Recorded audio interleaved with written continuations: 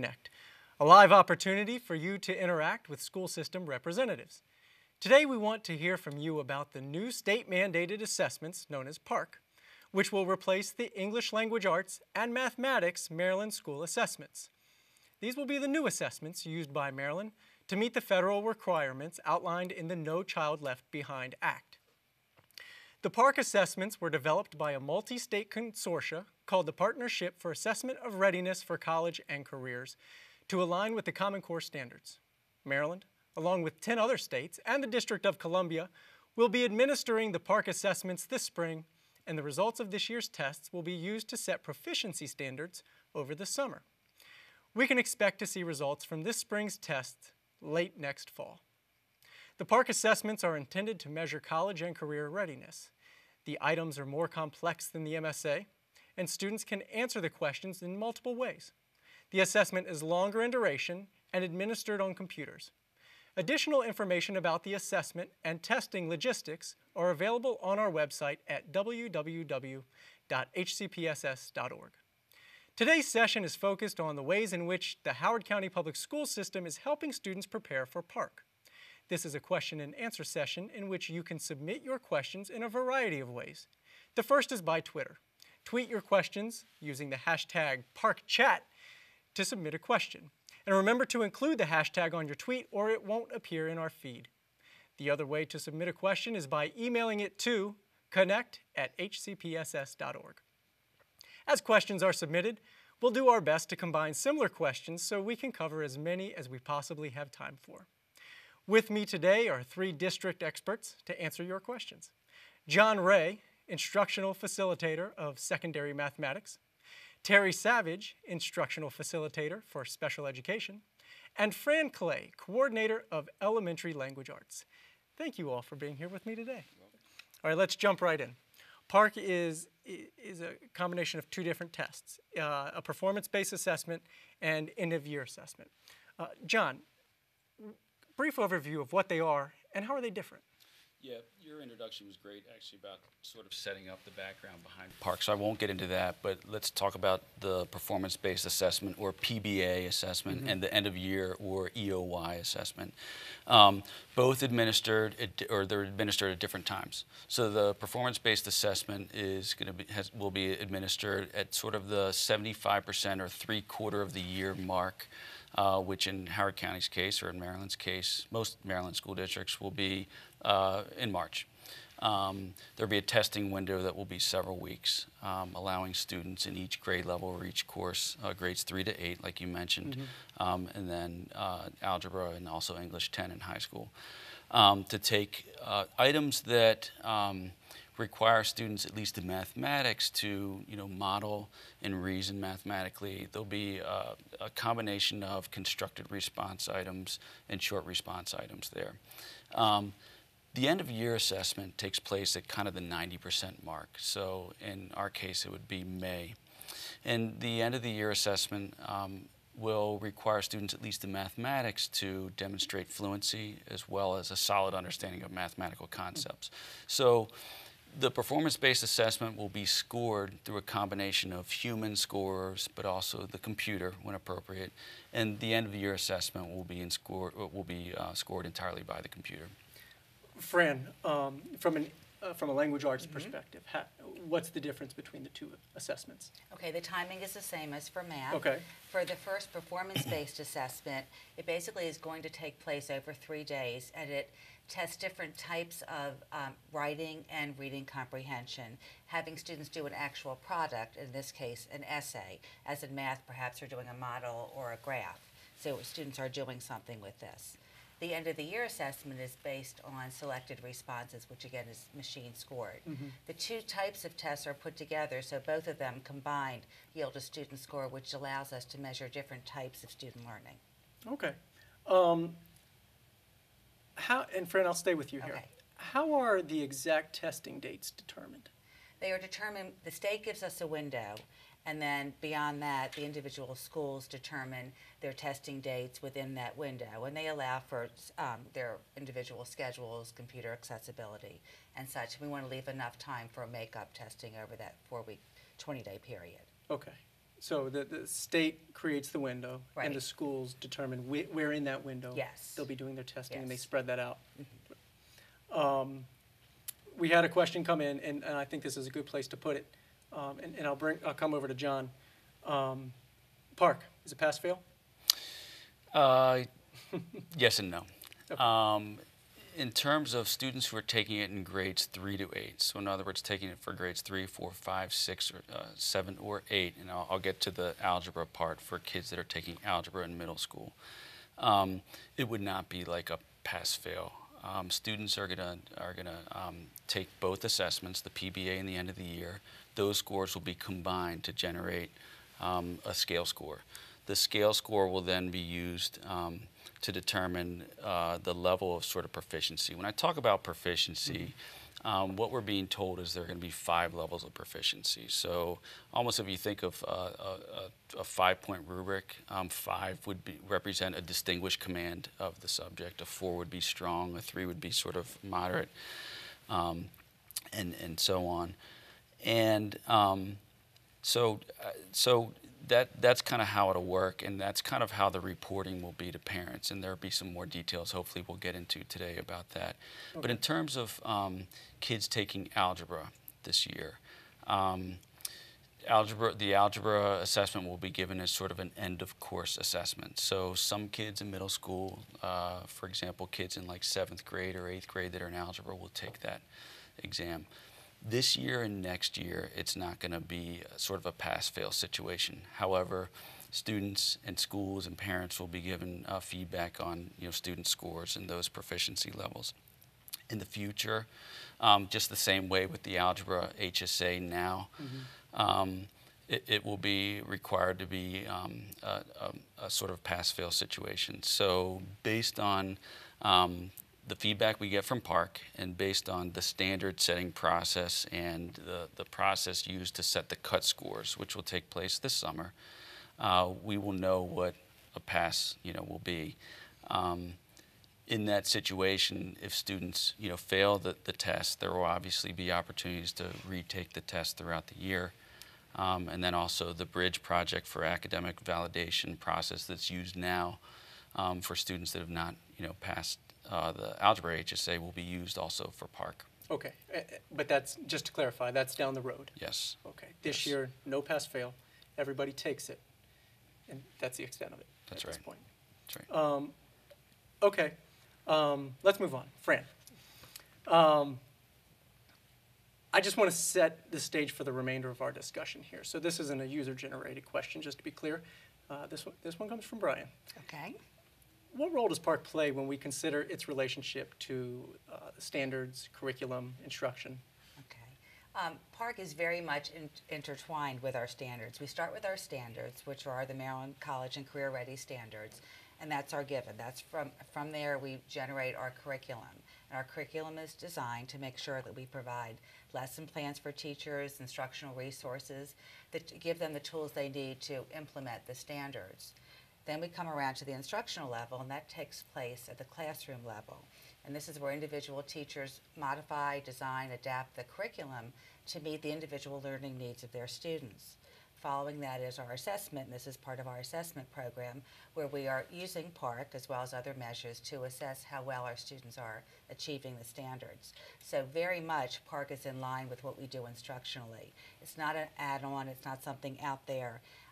MSA did not typically measure our curriculum. This is a much better match of measuring our curriculum. Yeah, Brian, that's an important point, because I think it's critical for our community to know that Howard County's been aligning our curriculum to Maryland's College and Career Ready standards for over 4 years now. So this is something that teachers and students have been working on for a while.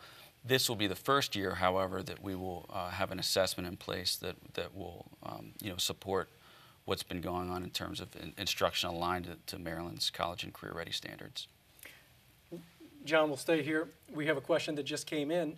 Does a current 9th grader taking Algebra 2 this year have to take the Algebra 2 PARCC this year? Is that a graduation requirement? Yep, let me start with the end of that. So no, it's not a graduation requirement. However, yes, we will be administering the Algebra 2 PARCC assessment to students as a PBA and as an end-of-year assessment this year. Good. Another user question. They're flying in. I'm telling good. you, everybody's on board here. Great. And Fran, I'll throw this one your Okay. way. And Terry, we're coming. I promise, we're coming. How can a second grader prepare for PARCC next year? Excellent question. As John said, we've spent the past 4 years working with all of our teachers from pre-K up, because this is not just something that starts in 3rd grade, the testing years. We spent a lot of time having all of our teachers understand the standards and how each year's instruction builds on the next and helps to prepare our students. So very much the 2nd grade curriculum has embedded in it the standards, what we're working towards that the students are going to take. A big shift you're going to see in our instructional focus these days is on the importance of discussion, because PARCC very much depends on not just one right answer or just answering a hypothetical question, but rather going into the text for support. So we want to hear different ideas. We want to hear evidence of children's thinking, talking, going back and reasoning. We continually ask our teachers to ask students, why did you say that? What makes you think so? Show me the proof. And that starts at the kindergarten level and on up. So second graders are preparing, whether they're doing it at home or not. They're preparing in the classroom every day. Our instructional program is such that prepares them for PARCC. Right. Very good. We've had a number of questions that have come in regarding opting out of PARCC and whether students need to make that up and if they can stay home or not. Since we have a panel of content experts here, I'm going to handle this question. Just like other state-mandated assessments, there is not an opt-out option. If your child is not in school the day that PARCC is administered at their school, as we talked about earlier in our discussion, there is a 4-week window in which they will take PARCC. They will take the assessment. So there's not, due to state-mandated requirements, there is not an opt-out option, and they will take it if they miss that day of school. That includes students with an IEP. But we did get a follow-up question that I'd like to put right here for Terry. Please describe what the National Center and State Collaborative Assessment is and to what extent it could be seen or used as an alternative to PARCC, if at all. Sure. The National Center and State Collaborative, or NCSIC as we commonly refer to it, is an assessment that's designed for students to participate in who have the most significant cognitive disability. So it's approximately 1% of our students that we're talking about when we talk about NCSIC. And NCSIC, most people will be familiar with the alternate Maryland School Assessment. And NCSIC, once developed, will be the assessment that is designed for a very specific population. And only students who meet certain criteria based on the IEP team decisions would be participating in this NCSIC. And how would they know? How would they know if they are participating? Is that something that's done in an IEP meeting? Yes, parents are involved in our IEP team meetings, and decisions are made based on a specific set of criteria. And students must meet those criteria in order to participate in that assessment for alternative achievement standards. Okay. I'm going to throw this out to everybody, and we'll see who jumps on board first. I just want to get kind of a feeling of what the curricular offices are doing to help teachers as well as parents and students preparing for PARCC. Yeah. Can I start this? Yeah. Okay. As John said, we've been preparing our teachers for the past 4 years, and we very much applaud our Howard County leadership because they allowed us to roll it out gradually, so it wasn't new content for everyone in the same year, especially relevant at the elementary level when they're dealing with both reading and math subjects. So over the past 4 years, we've taken deep studies into the content standards, what they mean, what they look like, what we're asking students to know and be able to do, and we've designed curricular resources to help us meet those standards. Teachers have been heavily involved all along the way. We always have teachers participate in our curriculum writing projects because they're the end users. So they help us field test and let us know what works best in their classrooms. So we feel like we had a good jump start on this, and it isn't hitting us right now this year. Anything to add, Terry, John? I would add. Gave a very good answer, didn't she? Not a whole lot. Yeah. I would like to speak specifically for the training and support we've provided to IEP teams. Yes. We've done a number of trainings where we embedded information about PARCC's accessibility system. For our IEP teams, that's important information to know in terms of how students with disabilities will be supported through the test. So we've done a number of those trainings that started over a year ago to prepare our teams for making those important decisions. Mm-hmm. Yeah, in mathematics, there are a number of different layers to this work that we've been doing over the past, I'd say, really 5 years in preparation for full implementation. One being, we've spent a lot of time developing rigorous tasks. So these are tasks that look very similar to the kind of tasks that might show up on a performance-based assessment for mathematics. Because what we want to make sure is that the PARCC assessment mirrors instruction, and also, vice versa. And that is, I think, a plus to the PARCC assessment when you compare it to the Maryland school assessment. The other thing that we did was we developed sample lesson plans. So we're embedding these tasks inside of lesson plans that really gave teachers a good picture of how instruction can shift in a real positive way, so that there's kind of a balance of sort of procedures, which I think that we've been doing in mathematics for decades very well, but also an emphasis on understanding. We call it conceptual understanding, or I mentioned earlier, sort of a solid understanding of the mathematics. All the while doing that in sort of opportunities for application.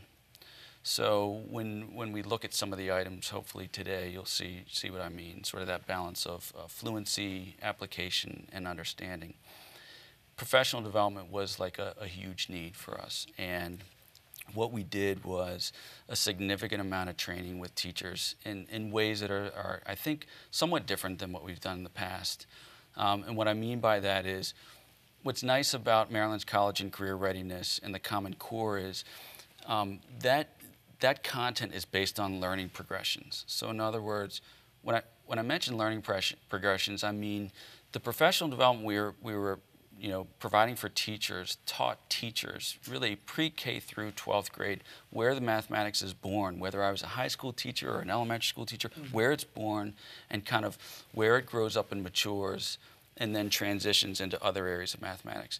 That was kind of different than we've done in the past, and different in the way, I think, in many ways in which teachers have been trained. In other words, many secondary math teachers have been trained in the content that's taught only in, let's say, high school, or only in grades 6 through 12, or only in elementary school.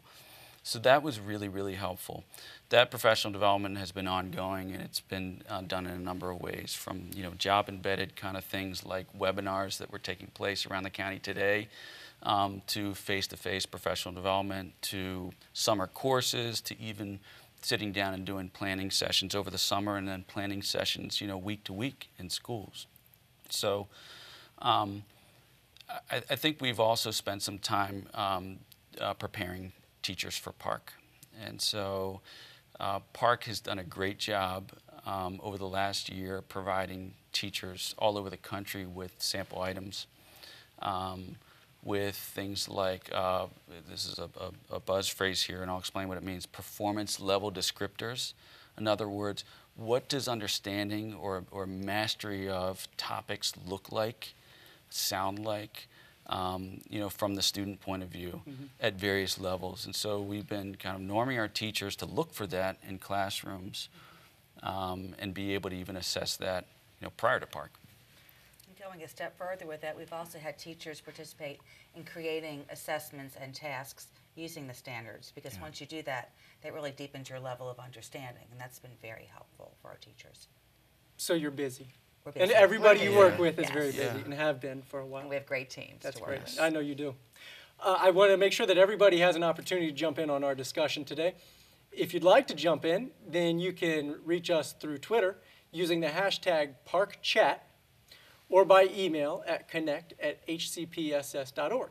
I also encourage you to head to the HCPSS website, which is www.hcpss.org. And the easiest way, the way I do it, is just search PARCC, and you'll find a plethora of information there on the website. It's fantastic, and it could answer a lot of the questions in case we don't have an opportunity to get to all of them today. Okay, moving on, and we've got questions just flying in here. Okay. John, we'll stick with you. Will the PARCC score this year affect students' current grades in those classes? Yeah, that's a good question, as well as future course recommendations. That's, I think, another question to think about. Well, let's think about the timing of the assessment. Obviously, we haven't administered the assessment yet, so grades, up until now wouldn't be impacted by PARCC. PARCC scores are going to come out over the summer. There's going to be a process I mentioned earlier that's going to be called standard setting, and cut scores will develop. You mentioned earlier, Brian, that districts wouldn't be getting scores back until probably November, I think. And then I think parents wouldn't be seeing those scores this first round, this first year, until maybe December. So the answer to that would be no. It would have no impact on grades. I don't think that teachers would ever use a PARCC assessment as a grade, as a course grade.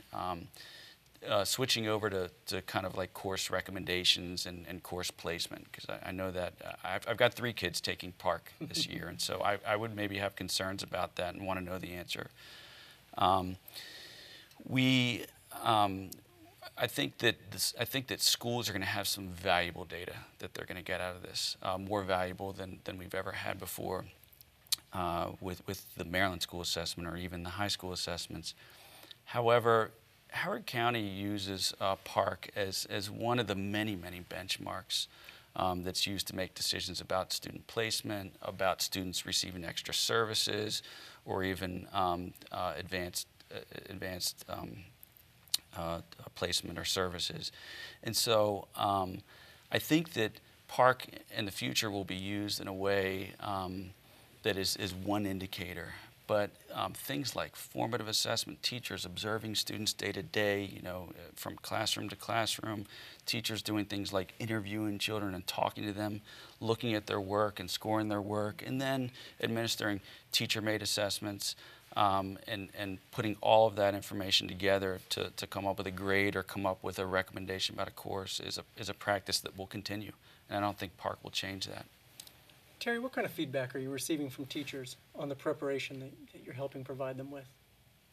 The feedback has been positive up to this point. Our staff, they appreciate the information that we're providing through different professional learning sessions. The feedback has been positive so far. We have great resources that help people understand the current Maryland accommodations and how they translate into PARCC accommodations. There are various scenarios that come to play when we talk about PARCC accommodations for students with disabilities. So we've done a lot of professional learning with teachers and staff and administrators to help them understand the differences and how things will translate into PARCC. Fran, we're going to shift focus here just slightly. Okay. Question came in. It doesn't look as though PARCC assesses science like the MSA did. Will we continue to assess science? The MSA science will remain in place until the national next generation science standards are fully in place, and that's going to be in about 2017. So from now until then, we will continue to do MSA science, which is an online test. So some of the features on MSA science are present in PARCC. But though technology may be similar, if we have been preparing students with our curriculum and through the state standards for a number of years now for the implementation of the PARCC assessment, they seem like very different tests, the MSA and PARCC. So how are we preparing students for PARCC, but at the same time preparing them for a test that's maybe very differently structured? In terms of the science assessment? Yes. Well, the science assessment is assessing science content, and the next generation science standards have embedded within them, there's a large carryover to language arts and mathematics. So it's not incongruent with what we're doing. Okay. The test is a different format right now, but we're still, the science office is planning, they're slowly phasing in their new units based on the next generation science standards. Okay. And I'd like to, and I know that we've got language arts, we've got math, and we've got special education. But we've got a couple questions coming in that I want to make sure that we answer as best as we possibly can. The next one is similar in nature, and maybe, John, you can tackle this one. Will high school students still take and pass the HSAs in government and in biology. Yes. And in the same vein as Fran said about MSA Science for grades 5 and 8, there are curriculum standards that have been in place for biology and government, and those remain in place. So just because they continue, or just because we're taking PARCC and let's say mathematics and English, doesn't mean that there's going to be any change to those standards for biology and government, and the assessments won't change either for those two subject areas. And as far as graduation requirements, they will still be graduation requirements for the time being? Right. Very good. Here's a good question. It starts with good morning. Good morning. They sent it this morning. This is a question that we received prior to our session because it's now afternoon. Is there somewhere that HCPSS posts the online Q&A information after the question and answer forms? And if you don't mind, I'll tackle this one because I know the answer. Absolutely. You can watch this all over again on our website at www.hcpss.org. And if you're watching live right now, we are going to have another session next Tuesday at, what is it, noon, 12 o'clock p.m. I get the times mixed up every time. But 12 o'clock, noon next Tuesday, we're going to be doing this all over again. That'll be exciting. But sure, these will live online for ever and ever and ever. All right, moving on to another question submitted by a user. Let's get into technology. This is good. We started down this road just slightly. Fran, just general overview. What role does technology play in this test? Because you touched on this already, just slightly. So maybe reiterate that answer for this questioner. Technology is ever present in this test, both with accommodations, as Terry will speak to, I'm sure, later, but just in the construct of the test. For example, in the language arts side, they are called Technology Enhanced Constructive Responses, TECRs. And that's Us and our acronyms, right? There are lots of acronyms. Right. But what they're doing is they're allowing students to drag and drop answers, to put them in charts, to put them in sequence. And these are all types of things that we give students the opportunity to work with through their instruction, through the learning lessons that we've created, through tasks we've created. We are building these into the students' day. This is happening in the classrooms right now. In the classrooms now. They are using the technology that students will be using on the test. Yes, they're beginning to use that. Something that the elementary language arts office has provided for all of our schools, because we didn't have a lot of online reading opportunities and materials. So there's something that we purchased recently for all elementary students in all 41 of our schools. It's called Core Clicks. And what it is it's basically there are 18 units per grade level.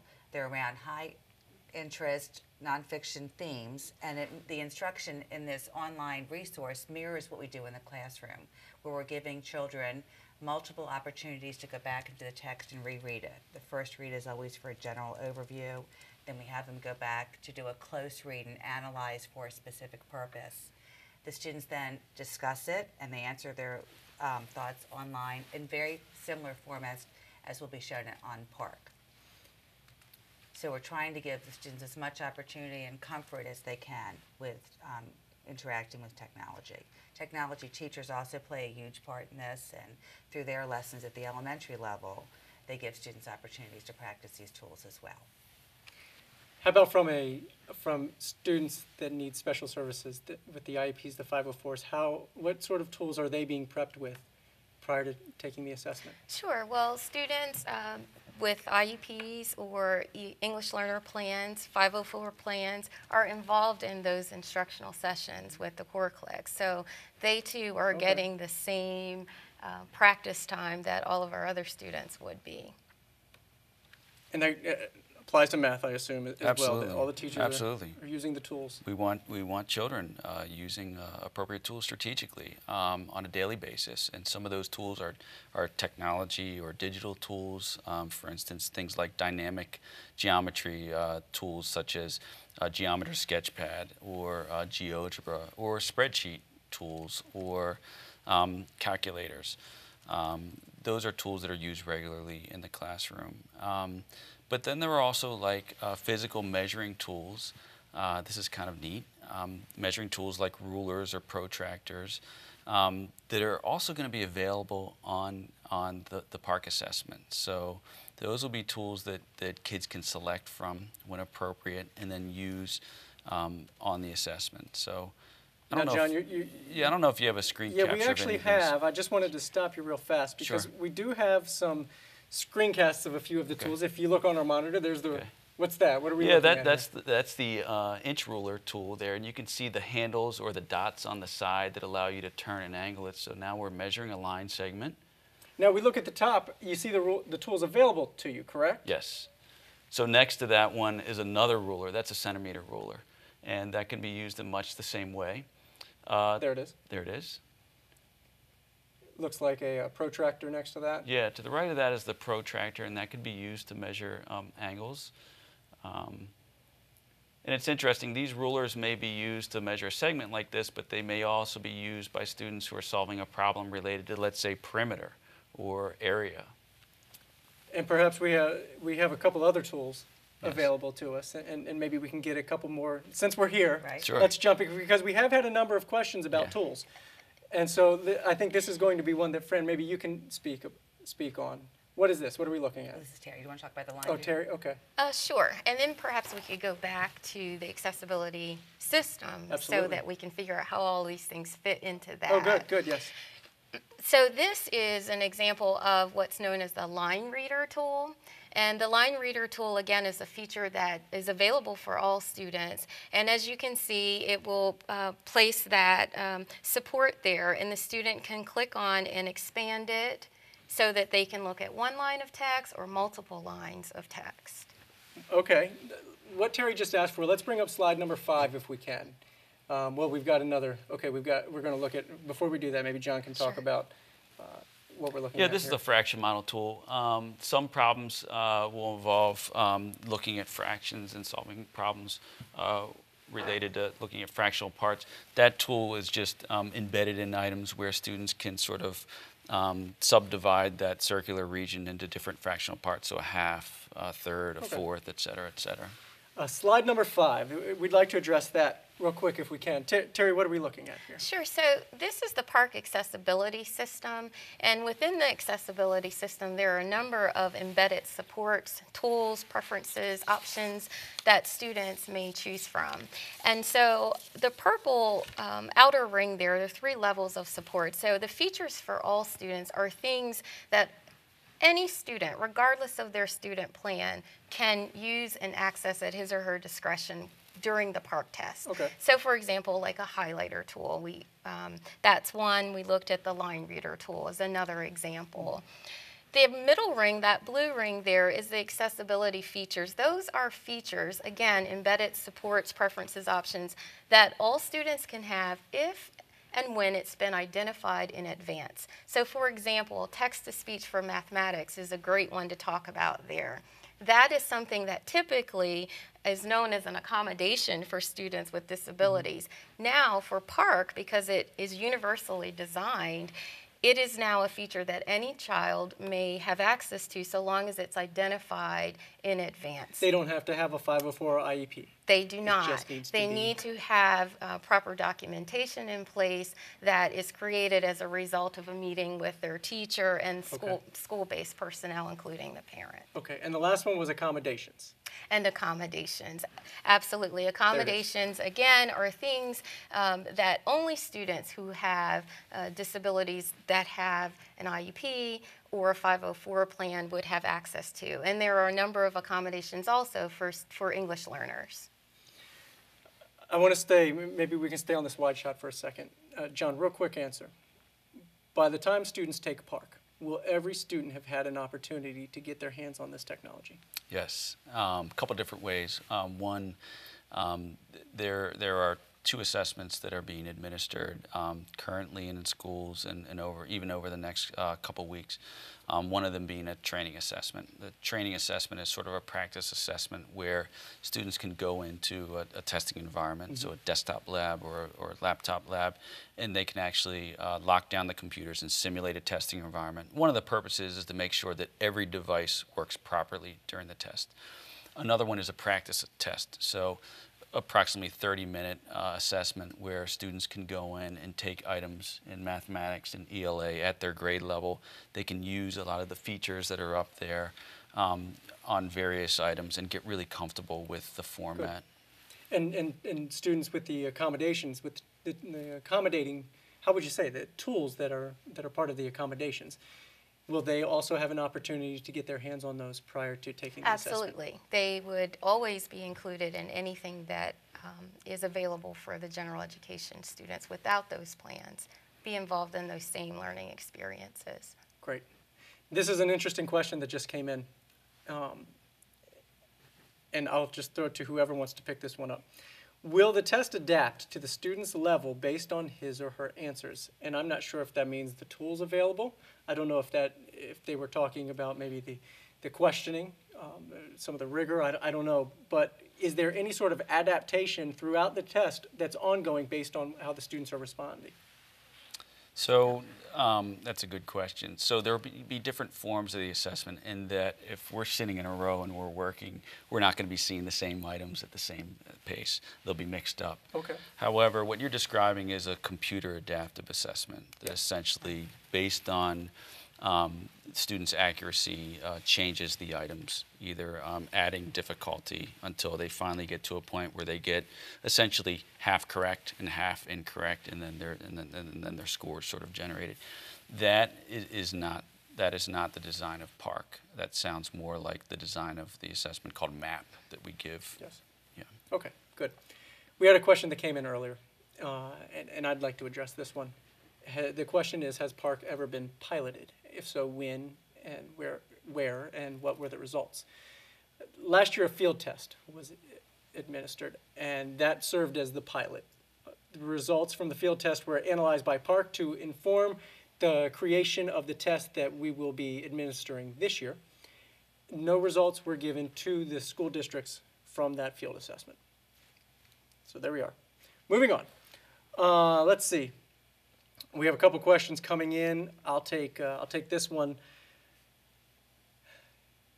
and this is for Terry. I like getting Terry involved. We gotta keep you engaged here, Terry. I don't want you falling asleep. The lights are a little warm. What are we doing to ensure that students that require accommodations have an opportunity to prepare for PARCC and the tools that they will have access to? So you touched on that a little bit. Maybe a little bit more detail about what, if I'm a parent and my student needs accommodations and I walked into the classroom one day when the teacher said, we're going to be, what would I see? So our accommodations within an IUP are there for the purpose of instruction and assessment. So whenever we are in our students' classrooms, we would expect to see those accommodations delineated for instruction and assessment in our daily instructional programs. Mm-hmm. So one answer is it's ongoing. The other answer is that our students, again, will be participating in those ongoing instructional opportunities to have practice with the PARCC-specific tools. Mm-hmm. So there are two different ways it would be ongoing that they would be prepared to engage in the online assessment.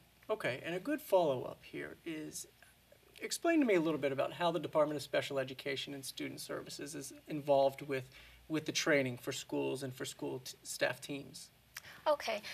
Our district receives regional training whenever we have a new assessment being implemented. So immediately after we receive the training from the State Department, we turn that information over to our school teams.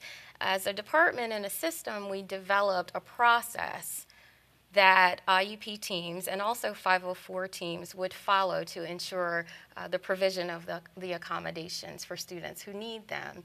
As part of that process, our teams can contact parents and set agreements for making changes for the purpose of the PARCC assessment without having an IUP team meeting. But that's only pre-February 13th.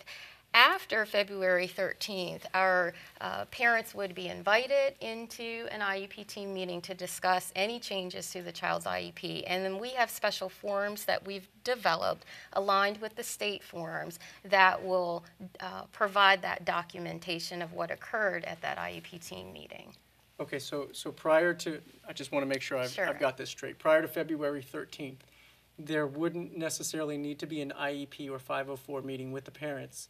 to ensure that the accommodations are in place for their child. Correct. However, our process in Howard County ensures that all parents will receive a phone call so that they are aware of the differences in their current IEP, their child's current IEP, and how those changes would translate into the PARCC assessment. And so it is within that conversation that the decision is made for the IEP team to move forward or the documentation to be generated without having an IEP meeting. Or the parent may choose to have an IEP team meeting and be present. Is there anything that could possibly be on a student's IEP or 504 plan that would not be allowable during the PARCC assessment? Sure. There are several, and I'll just highlight a couple. Okay, good. One we get a lot would be graphic organizers. So currently we see graphic organizers on our children's IEPs.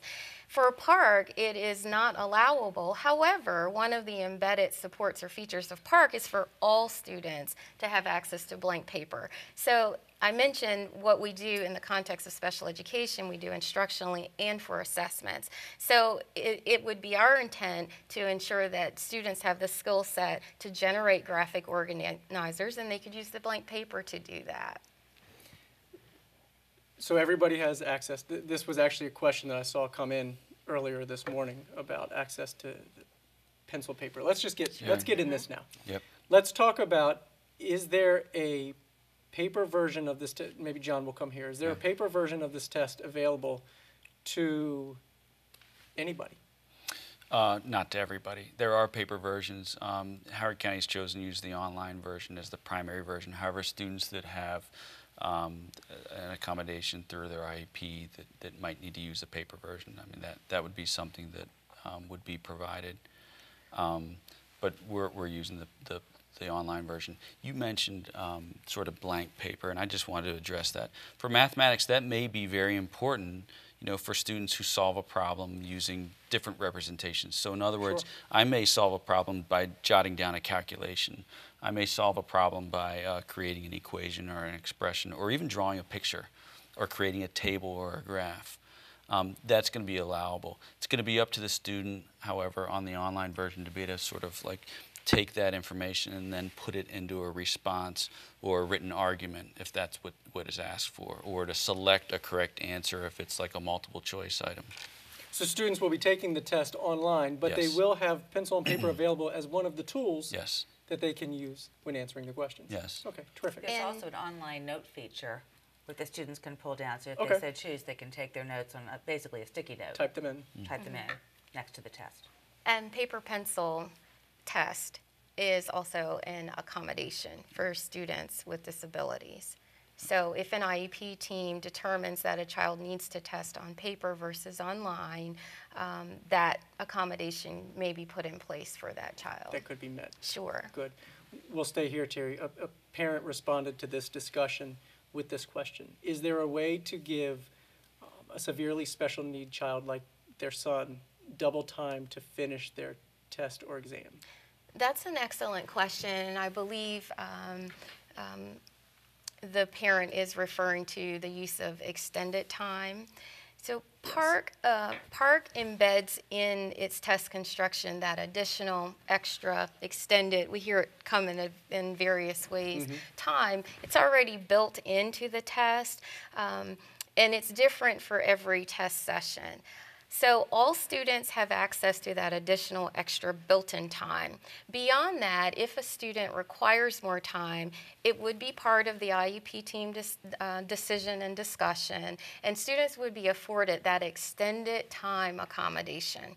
And what that means is that they would be able to have an extension of the time allotted for all students, an extension of that time to complete their test, not to exceed the school day, however, Right. which is a little difference. But they would be afforded the extended time, and that's a shift from the field test. Okay, and so it would be in this parent's interest to contact their school, maybe set up an IEP meeting to go over the that particular accommodation? Right, for I this would assessment? always suggest that to get clarification and understand what the accommodation actually means in the context of PARCC, and then have that open discussion about whether or not they would like to come in for a meeting. Absolutely. And Fran, time is an issue that perhaps everybody could be concerned with because students move at different paces. Right.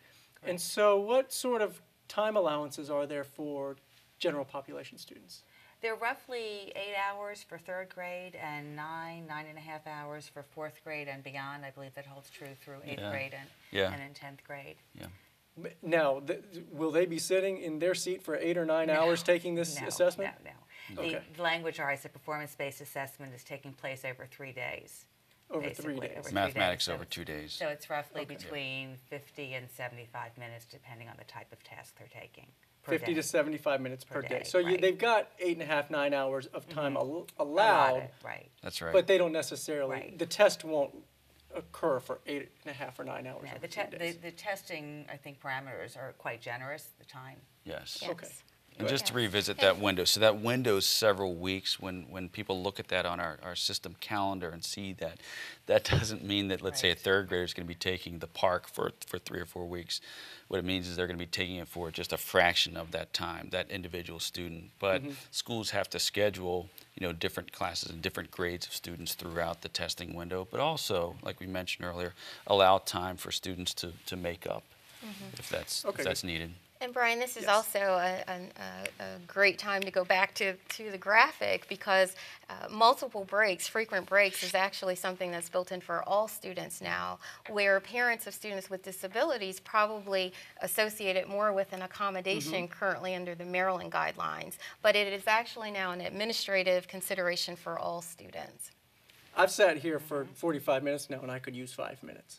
So if you don't mind, I'll just... We do have about 10 minutes left in our discussion, and I want to make sure that I've got a number of questions here from users, and I want to make sure that we get to everything that we can possibly accommodate in this hour. Again, we do have another session next week.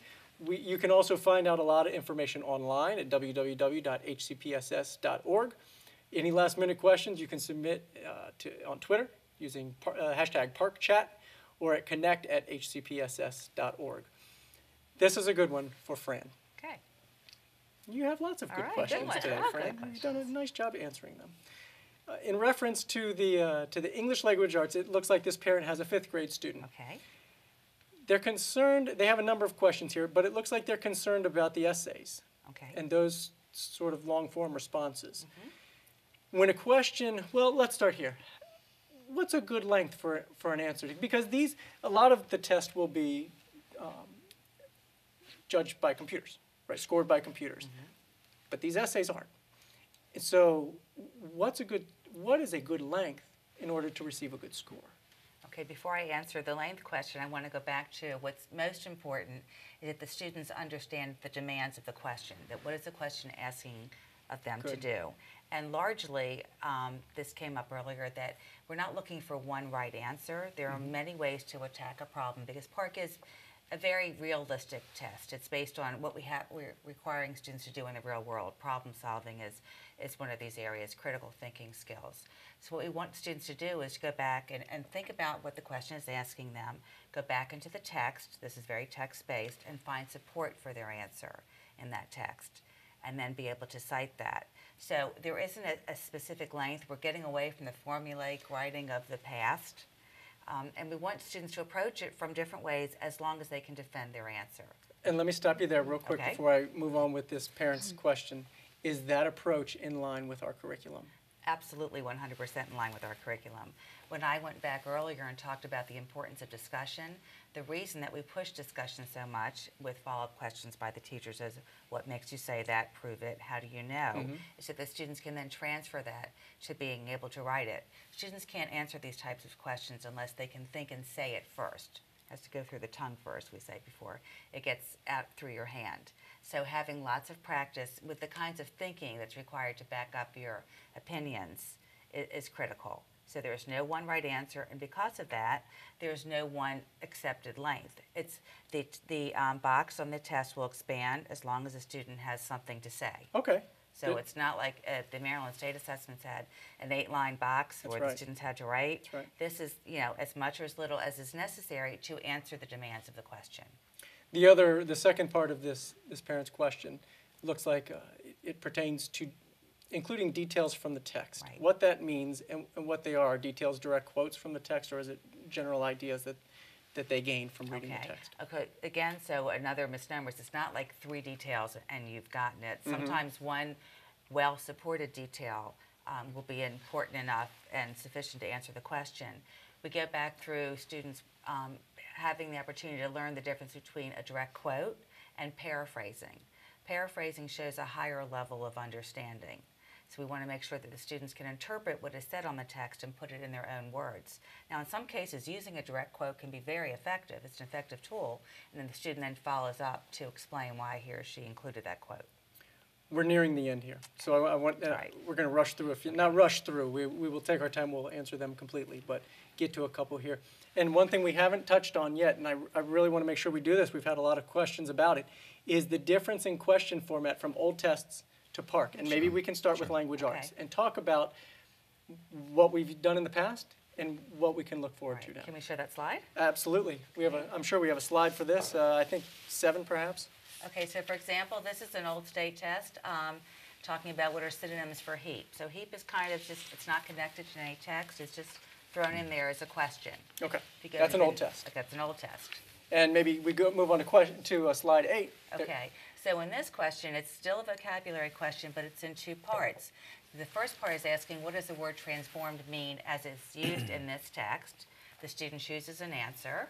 And if we go to part B, this is what I mean about the 2-part follow-up. Yeah, sure. They have to choose support. So in this case, it was, I think it was transforming the purpose for something. And the correct answer was turning a warehouse into a penguin rescue center. So the student has to find additional support that complements their main answer. That's a long way from asking a synonym Absolutely. for a word. And it's based in text. The student has to read the text to be able to So these answer questions were based that on something they had question. already Yes, read. Yes. Okay, and if we can move on to John. Sure. And talk about the difference in the math assessment. Yeah, let's queue up that item. Number 10? Yeah, when we look at the old state test item, you essentially have this scenario where Mr. August's class went to a museum on February 14th, and then they had an ice cream party on the 2nd. How many days were there between? And this wouldn't be a leap year. Essentially, this would be a multiple choice item where there would be choices. So A, B, C, D, one of the correct choices would be there, and that would be one that student would select. So very skill-based, pretty cut and dry there. Let's go to the next one.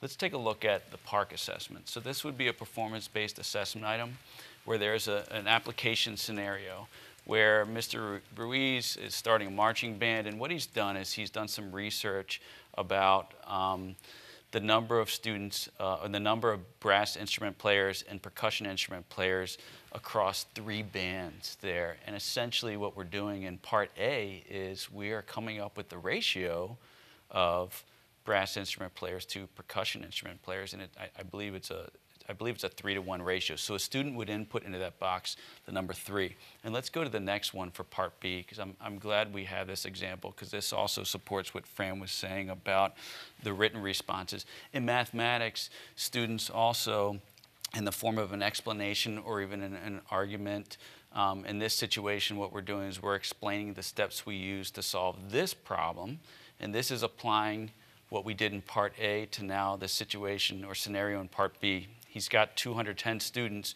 who are interested in joining his marching band, and he wants to have 80% of them made up of percussion and brass instruments. So how would we use that unit rate found in part A to determine how many students should play brass instruments? So here's a situation where a student may be using the blank paper to solve the problem, but then input the response in that box, there that explains, each of the steps.